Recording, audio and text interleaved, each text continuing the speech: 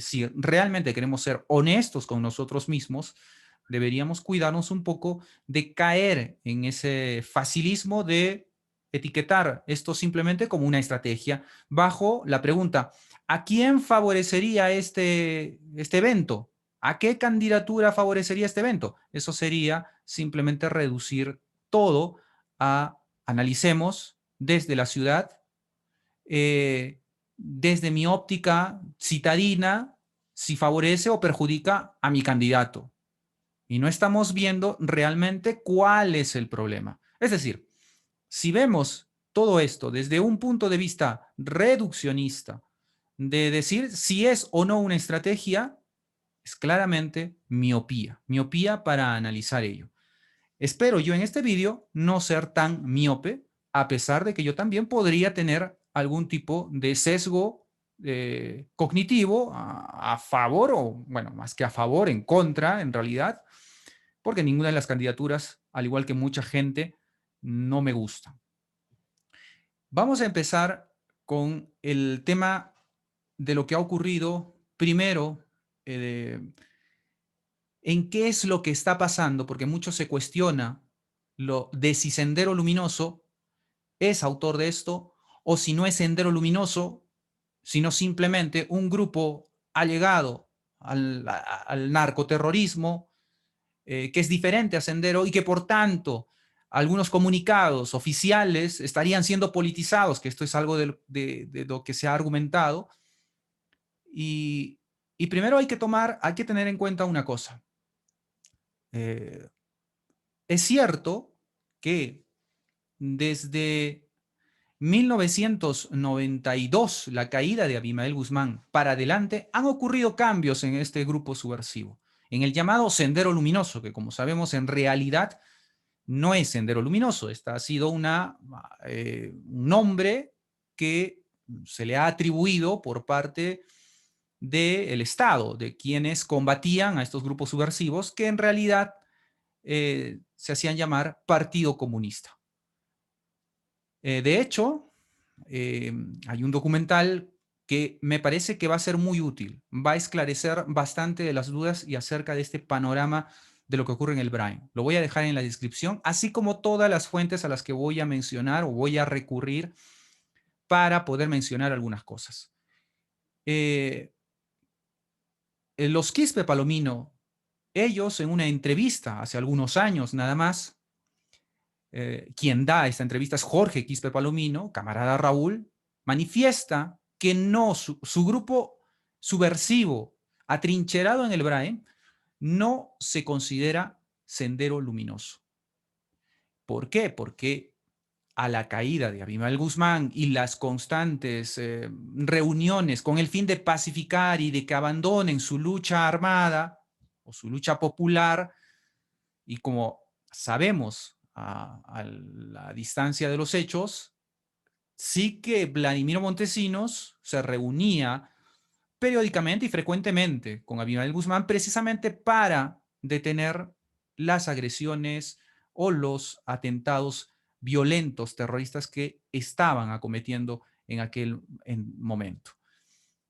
Y Abimael Guzmán firma esto y es así como Sendero Luminoso, la facción que se consideraba liderada por Abimael Guzmán, es quien depone las armas, se rinde ante la cantidad de tiempo que venían sosteniendo esta lucha sin tener algo fructífero, y por el contrario, estaban siendo derrotados por los grupos militares oficiales, es decir, del Estado.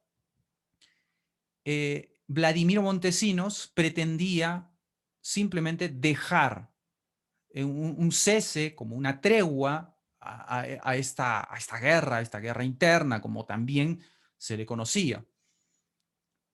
Eh, Producto de ello, repito, la facción que seguía a Abimael Guzmán dejó las armas para, luego en el documental que pueden observar, uno de los testimonios de Sendero Luminoso, que entrega una entrevista al reportero que hace este documental, encapuchado y de espaldas para evitar ser identificado, manifiesta que intentarían llegar al poder ya no a través de las armas, sino a través de los medios democráticos. Y es así como hemos visto que se funda Movadef, es así que también luego de que a Movadef se le prohibiera la inscripción, fundaron FUDEP, junto con el abogado de Abimael Guzmán y Manuel Fajardo. Esto ya es historia más profunda, más compleja, y también a FUDEP se le niega la inscripción, pero la facción que sigue a Abimael Guzmán no pierde las esperanzas de que puedan llegar a una inscripción o a filtrarse a través de cualquier partido u organización civil para poder estar en las esferas altas de poder del Estado. Pero ¿cuál es aquella facción que consideró esto como una traición y Abimael Guzmán lo etiquetó como un traidor? Claramente con esas palabras, pues precisamente la facción que lidera o lideraba hasta, eh, lidera en realidad aún Víctor Quispe Palomino, el camarada José, eh, y en ese documental el camarada Raúl, el hermano Jorge Quispe Palomino, indica que ellos ven a Abimael Guzmán como un traidor y que ellos no se podrían llamar Sendero Luminoso. Ellos se hacen llamar Partido Comunista del Perú. Y la facción, obviamente, subversiva que se atrinchera al Brahim es esta, y la que constantemente viene causando bajas en el ejército y en la policía en los últimos 20 años.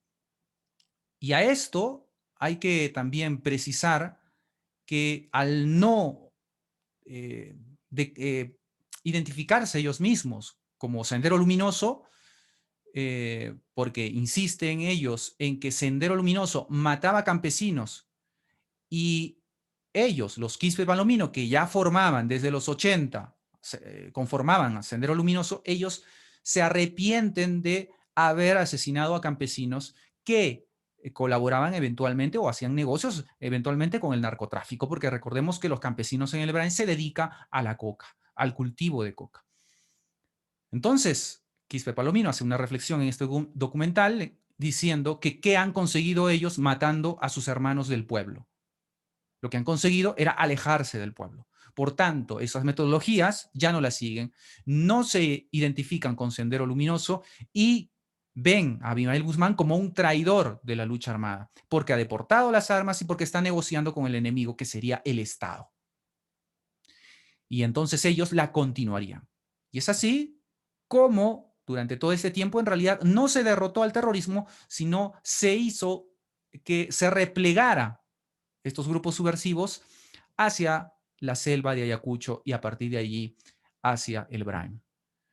Es así como se puede entender que este grupo atrincherado en el Brain ya no mata campesinos, todo lo contrario, les ofrece seguridad ante incluso posibles robos o ataques delincuenciales de la región y permite que sigan haciendo pues el principal proveedor de los grupos del narcotráfico en realidad.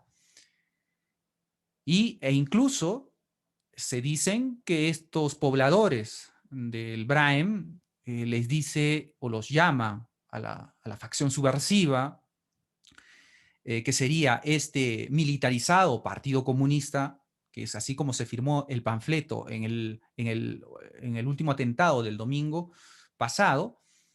Se refieren a ellos como los tíos, en lugar de terroristas o senderistas, los tíos.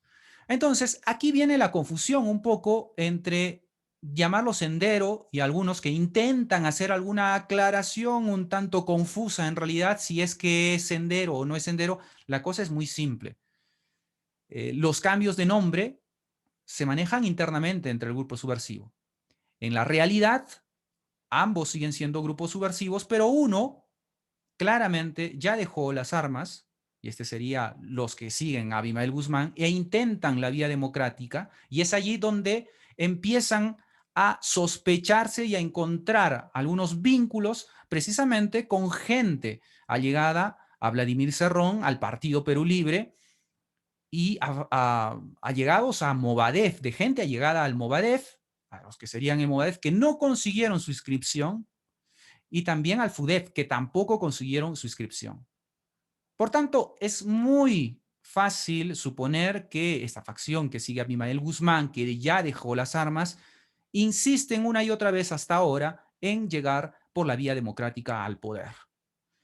Por tanto, la otra facción, la que sigue teniendo las armas, está trincherada en el Braim, no se hacen llamar Sendero Luminoso, no se identifican con Sendero Luminoso, de hecho, critican y califican de traición el hecho de que estén negociando con el Estado, mientras la facción de Sendero, que intenta convertirse en un partido político y entrar por la vía democrática, critica a la facción de los Quispe Palomino, atrincherados en el Braim, diciendo que ellos están en su hueco tratando de conquistar el poder y nunca lo van a conseguir. Estas facciones están enfrentadas metodológicamente, mas no ideológicamente. Ambos siguen llamándose marxistas, leninistas, maoístas y mariateguistas. De hecho, Quispe Palomino en este documental manifiesta que el partido que ahora lidera, o al menos lideraba, porque ha fallecido ya en el enero de este año, lo había fundado José Carlos Mariátegui, y que ellos pretenden seguir esa guía y esa orientación. Y claro, algunas ahora personas integrantes o algunos subversivos integrantes a esta facción, obviamente entregan hurras a Marx, a Lenin y a Mao. Se hacen llamar marxistas, leninistas, maoístas, principalmente maoístas, eso es lo que dice incluso el panfleto, y lo decía la camarada Vilma en un audio difundido hace algunas semanas atrás. Pero hay más. En abril pasado se mató, se asesinó, y claramente en el panfleto aparece, a quien llamaban el Gordo John, cuyo nombre real era John Mancilla Parra, que era un ex senderista arrepentido, que fue asesinado junto con su esposa eh, bajo la modalidad casi conocida en la ciudad de Lima y en muchas ciudades convulsionadas por el sicariato, es decir, al borde de una moto lineal.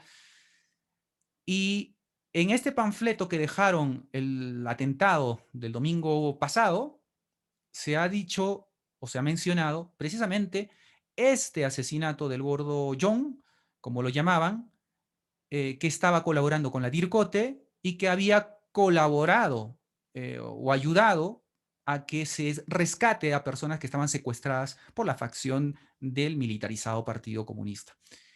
Y que también estaba incluso hasta convenciendo a muchos jóvenes que estaban allí de dejar, abandonar esta facción y dejar de crear esta violencia. Es decir, se consideraba un senderista arrepentido. Fue asesinado, se menciona este asesinato y se le refiere como soplón, e incluso con el término excremento de perro, en este panfleto sale literalmente esta palabra, mencionando precisamente el asesinato de abril pasado de John Mancilla Parra.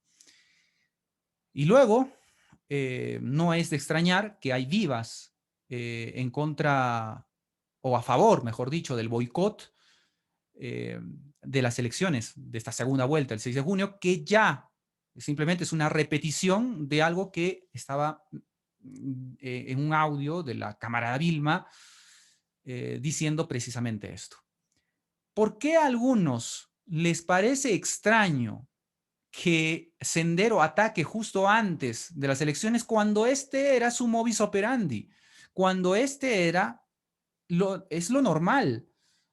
Entendamos que Sendero Luminoso es antisistema, está en contra, mejor dicho, del Estado de Derecho, es decir, del ordenamiento jurídico y democrático que pasa el país cada 5 años para elegir a sus autoridades, Y lo que quieren una y otra vez y siempre han querido es boicotear las elecciones. Seguramente alguna vez habrán oído que quemaban ánforas, que incendiaban colegios o que amedrentaban a miembros de mesa en los sectores lejanos eh, y cercanos, bueno, lejanos a las zonas urbanas y cercanos al Brain.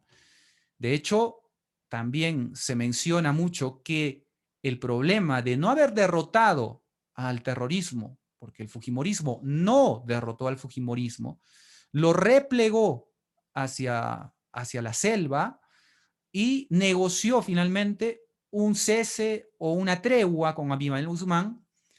Esta tregua dividió al grupo subversivo en dos facciones claras, aunque algunos mencionan que podrían haber más de dos, pero es claro en el sentido de que unos iban a llevar la vía democrática como un intento y otros iban a continuar con su método armado, militarizado y claramente violento.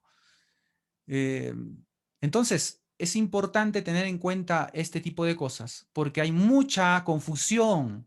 La cuestión que me parece clave de diferenciar si este atentado es sendero o no es sendero, más allá del nombre, lo clave de esto es que me parece que hay dos facciones, una que está armada y la otra que intenta llegar por las vías democráticas, y es precisamente esta la que hace que suenen todas las alarmas cuando vemos vínculos claramente, indiscutiblemente sospechosos de la gente del entorno de Pedro Castillo. ¿Sería acaso esta gente la que también intenta parasitar a Perú Libre o a la candidatura de Pedro Castillo para poder conseguir sus objetivos de llegar por la vía democrática al poder?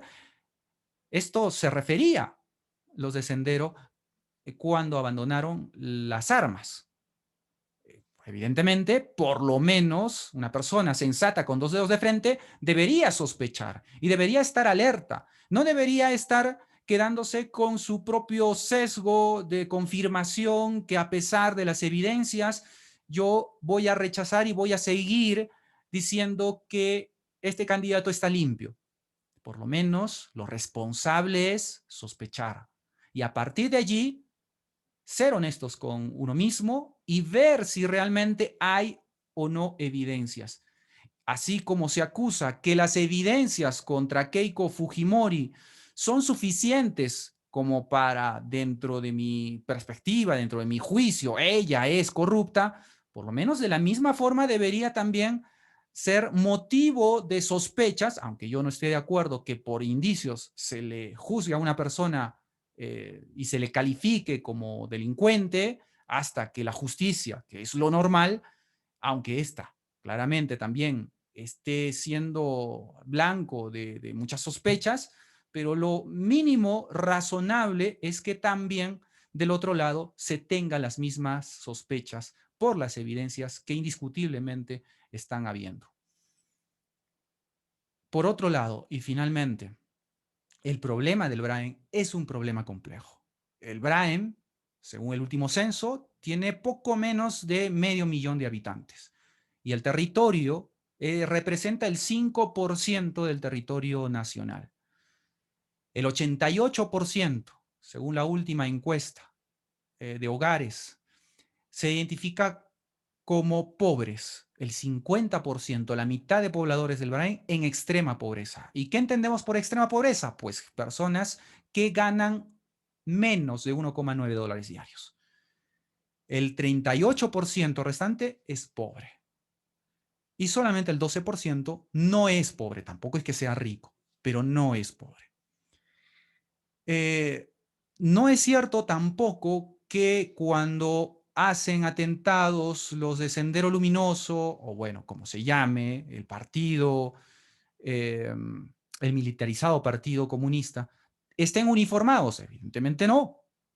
De hecho, ellos, el problema que se tiene para vencer finalmente en el Brain, entre otros aspectos, es que los grupos los miembros de este grupo que se atrinchera en el Brain, de este grupo subversivo, se camuflan vistiéndose como civiles dentro de los pobladores. Y casi es imposible identificarlos si no eres por lo menos de la zona. Otra de las razones por las cuales no es tan sencillo como meter ejército a que vaya a perseguir, a aniquilar y el problema se acabó, es aspectos jurídicos, porque existe un claro uso y captación y cooptación, como también se le ha dicho, de niños y niñas, las niñas, que sirven casi como vientres para que se puedan engendrar más niños que puedan ser captados para esos fines revolucionarios, como ellos llaman, y los niños son adoctrinados y este grupo de niños que se adoctrina y que tempranamente a los 15 y 16 años está cargando un arma para enfrentar y convertirse en un soldado de la revolución, como lo llaman, se ha identificado como los pioneritos. Así se le conocen. Y este es un problema legal porque según la legislación y hasta donde he podido conocer, y las fuentes ya saben, las voy a dejar todas en la descripción, hay un vacío legal respecto a cómo actuar con los pioneritos o con estos niños que portan armas y que son capaces de asesinar y matar a otras personas y además a las a la, al ejército, a la policía, a la autoridad, a la gente que está precisamente luchando por erradicar a estos grupos subversivos. Otro de los aspectos es el terreno. Y esto es algo que se va a poder apreciar en el documental. No quiero spoilear más porque es un documental de 4 episodios, algo extenso, no tanto, tampoco, pero sí creo que lo suficientemente extenso como para que quede claro que el problema es mucho más complejo que simplemente llevar militares y policías a aniquilarlos y se acabó el problema. Bueno, hay muchas cosas que reflexionar, no es tan simple, pero tampoco es tan extraño como muchos están queriendo especular. Eh, Espero que este vídeo haya servido para tener algo más de información y te invito a que tú mismo consultes las fuentes y a partir de allí incluso puedas buscar mucho más fuentes de donde puedas tener una propia idea y no seas manipulado por personas que seguramente están solamente interesados en seguir su sesgo de confirmación, que no es otra cosa que, aunque las evidencias estén explotando en mi cara, yo seguiré pensando en todas las cosas que creo hasta ahora. Bueno, te invito a que si te ha gustado este vídeo, te suscribas y si no, muchas gracias por pasarte por el canal. Será hasta la próxima. Chao.